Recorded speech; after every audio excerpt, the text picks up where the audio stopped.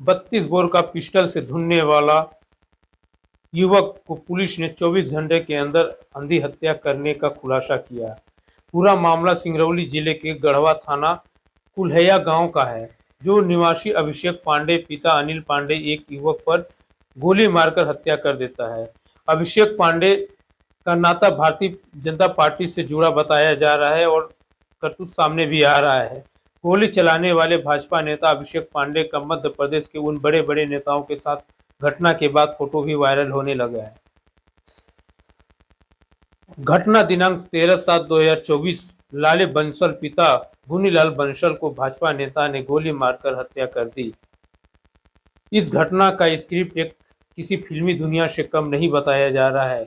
खुलासे में बताया गया कि भाजपा नेता रीवा की तरफ निकल रहा था घर से, लेकिन कुछ दूर पे जाता है तो एक व्यक्ति को खून से लथपथ और गमछे से बांधा हुआ दिखता है। तो एक आगे वाले युवक से पूछता है कि क्या हुआ, तो युवक बताने के डर से भागने लगता है और जिसके बाद भारतीय जनता पार्टी के नेता अपने कार से पीछा करते गए और लास्ट में एक हवाई फायरिंग की, जिसके बाद बताया गया कि अगर नहीं रुकेगे तो गोली मार देंगे, लेकिन वो नहीं रुका और इसके बाद पीछे से गोलियों से धुन दिया गया।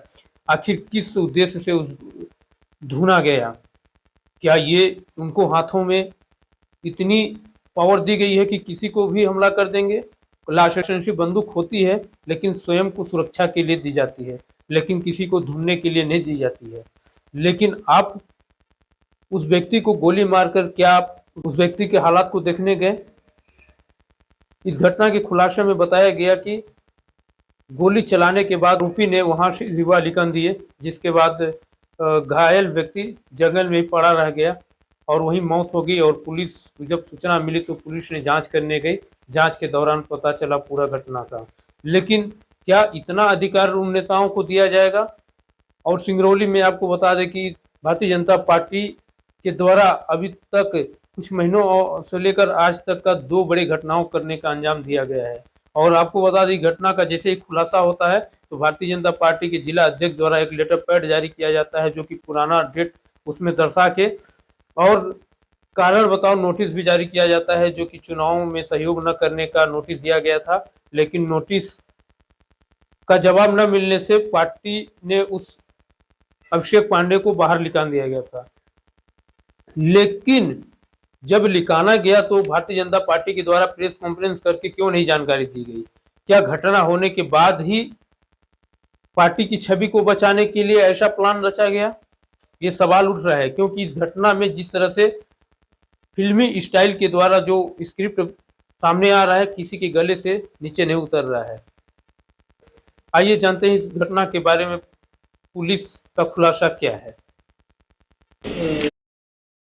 दुरदुरा गांव में एक व्यक्ति लाले बसोर नाम से उसकी मृत्यु की सूचना मिली तो तत्काल टीम मौके पर पहुंची और वहां की जो वस्तु स्थिति और शव का परीक्षण करने पर समझ में आया कि गन शॉट है उसको, मतलब कहीं गोली लगी है। और आसपास के लोगों ने बताया कि बंदूक चलने की आवाज आई, गोली चलने की आवाज आई और मृतक वहीं पर लेटा हुआ था और गोली आर पार कर रही थी। पीठ दोनों पसलियों के बीच से गोली निकली बाएं साइड से।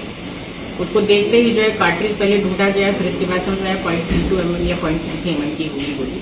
तत्काल जो है वहां के राहगीरों ने बताया कि पीछे से एक 4 पहिया वाहन भी गुजरा है और ये शायद उसको चेज कर रहे थे 4 पहिया वाहन।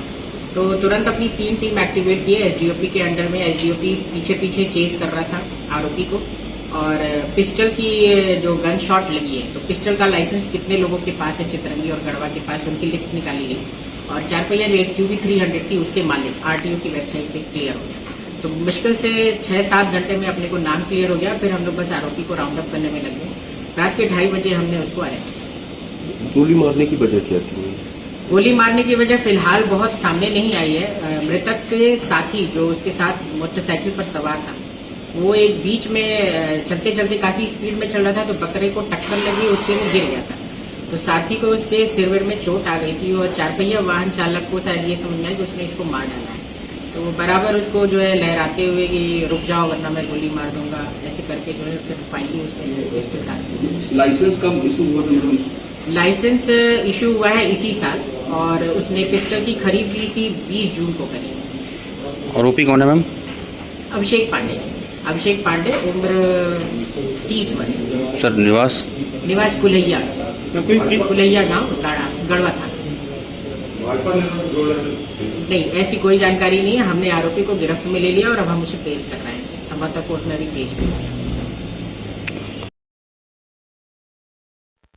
तो घटना का भी आप लोगों ने सुना, लेकिन मेरा सवाल आज भी है कि भारतीय जनता पार्टी से लोगों को अब डरना चाहिए।